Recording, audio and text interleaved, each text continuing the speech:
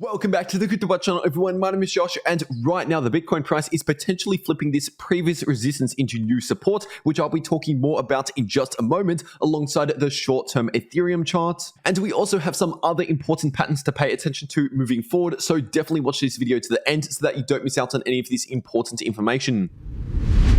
Just starting off on the 12-hour Bitcoin chart, and obviously we still have this bullish divergence playing out and that bullish cross in the 12-hour Bitcoin MACD. So nothing much has changed on this chart over the past few days. So if you're new to the channel, check out some of my recent videos on the channel that I posted over the past few days if you want more information about this chart right here. But getting straight into the 4-hour Bitcoin chart, looking at this inverse head and shoulders pattern that I've been talking about over the past few days. And what we've seen happen over the past one day is a slight breakout above this line of resistance, which was sitting at around 21,000. But as the Bitcoin price moved above that line of resistance, we haven't seen a lot of confirmation. Obviously, we do have some 4-hour candle closes above this line of resistance, which is technically one form of confirmation. But as of right now, at the time of recording this video, the Bitcoin price is yet to break above this previous high that we set a few days ago, which was sitting at around 21.7k. And so that level just there, that previous high at 21.7k, should be acting as some short-term resistance, which is why that level is also an important level to pay attention to moving forward. And if you take a look at the volume indicator, looking at how much volume we saw on this breakout, and obviously you can see that the volume is actually still declining. We haven't seen any significant volume coming in as we moved past this line of resistance, which is one indication revealing that we haven't really seen a proper breakout to the upside, despite the Bitcoin price drifting above this line of resistance. And right now, an important level of support for Bitcoin to hold above is, of course, this neckline, which is currently coming in at around 20.8k. Because if the Bitcoin price holds above that level, and in fact, if we see a bounce from that level like this, then that would be further confirmation for a breakout to the upside, because of course, a successful retest in this case, flipping previous resistance into new support, is bullish market structure. But right now, at the time of recording this video, we're basically in the middle of this retest. And if we end up seeing a confirmed break back below this line that I just mentioned at around 20.8k, with something like a 4-hour candle close back below that level, then that would essentially invalidate this breakout to the upside, which would of course invalidate this entire inverse head and shoulders pattern. So keep that in mind. We haven't seen a lot of confirmation for this breakout at the time of recording this video. And this brings us to another Bitcoin pattern that is potentially forming right now on the same 4-hour Bitcoin chart, which is a rising wedge pattern. And this pattern, on the other hand, is actually a bearish pattern. So this, of course, contradicts the inverse head and shoulders pattern. But this rising wedge pattern only confirms if we break below this level of support, which is currently coming into play at around 21,000. So really, if we break below around 21k, but more importantly, that 20.8k level, then that is how you know we're starting to flip more bearish in the shorter term, potentially just in the coming days. Something like a move like this, for example, is what I would expect moving forward if we break below the support levels that I just mentioned. But technically speaking, if we see a break to the downside for this rising wedge pattern, the technical price target is actually at the bottom of the wedge, which is sitting at around 17,500. But obviously, even though that might be the price target for this pattern, if we do break to the downside, keep in mind we have some other levels of support along the way. For example, this previous low coming into play at around 19 to 20,000. And these lows that the Bitcoin price formed back here during the middle of this month were also coming in at around $20,000 per Bitcoin, which shows us there is still a lot of support around 20,000. So when it comes to Bitcoin's short-term price movements, those are the important levels that I'm paying attention to moving forward. But as of right now, we're simply waiting to see more confirmation. For example, more volume coming into play for this breakout to the upside, or if we confirm a break below those levels of support that I just mentioned, especially this neckline,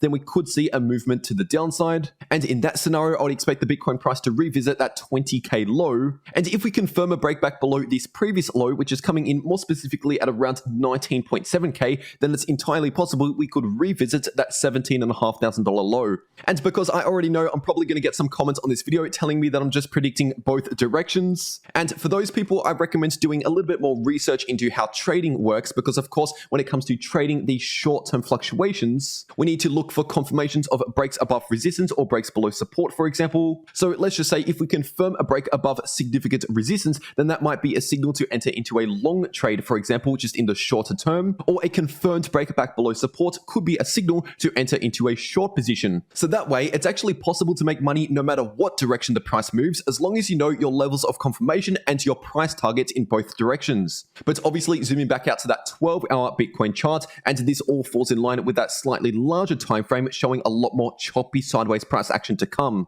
And if you're taking a look at the Ethereum chart on the 12-hour time frame, you can see right here that this is extremely similar to the 12-hour Bitcoin chart. So once again, due to this bullish divergence that is still active on the chart and this bullish cross that we saw a few days ago, we are still due to see reduced bearish momentum in the shorter term on the 12-hour Ethereum chart, just like Bitcoin. And now zooming into the 4-hour Ethereum to US dollar chart, taking a look at this inverse head and shoulders pattern, you can clearly see that we've attempted a retest, but Ethereum, as of recording this video, hasn't made it all the way down towards that neckline, at least just yet.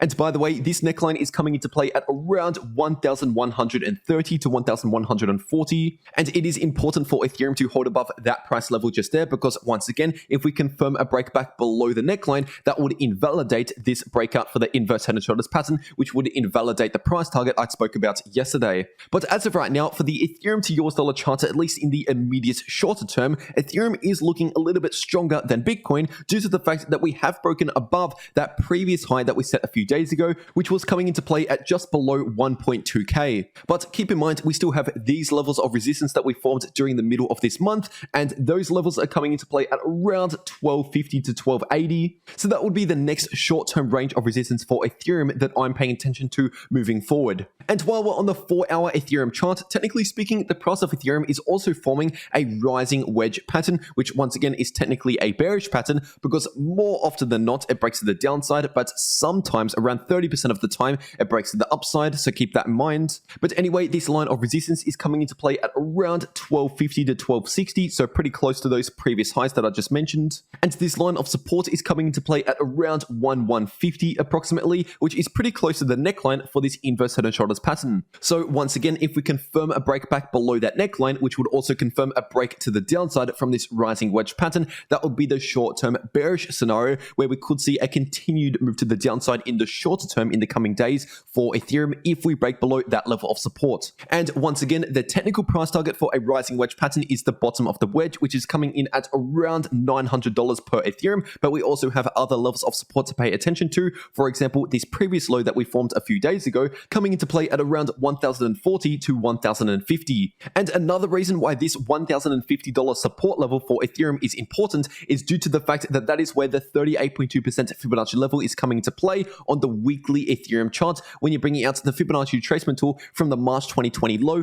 to the all-time high on the log scale. And just giving you a quick update on the Ethereum versus Bitcoin chart on the weekly time frame, right now we're still playing out a short-term bout for Ethereum versus Bitcoin, which is why Ethereum in the shorter term is looking a little bit stronger than Bitcoin. But keep in mind, this is still just in the somewhat shorter term because the larger trend here is still showing lower highs and lower lows. And just keep in mind what we've seen in this bear market so far compared to what we saw in the 2018 bear market for Ethereum versus Bitcoin. And so technically speaking, if you're just comparing this market to 2018, we technically still have more room to the downside for Ethereum versus Bitcoin. And this short-term bounce on the weekly Ethereum versus Bitcoin chart is happening as the weekly Ethereum RSI is bouncing from that oversold territory. But what is interesting is we saw something very similar during the 2018 bear market. In fact, towards the beginning of the 2018 bear market, we saw an initial drop-off for Ethereum versus Bitcoin, and then we saw a decent sized bounce and then a much larger drop-off for Ethereum versus Bitcoin until the RSI on the weekly time frame became oversold, and then we actually saw a 2-week bounce for Ethereum versus Bitcoin, one more dip and then a more significant bounce, which basically reset the RSI towards neutral levels,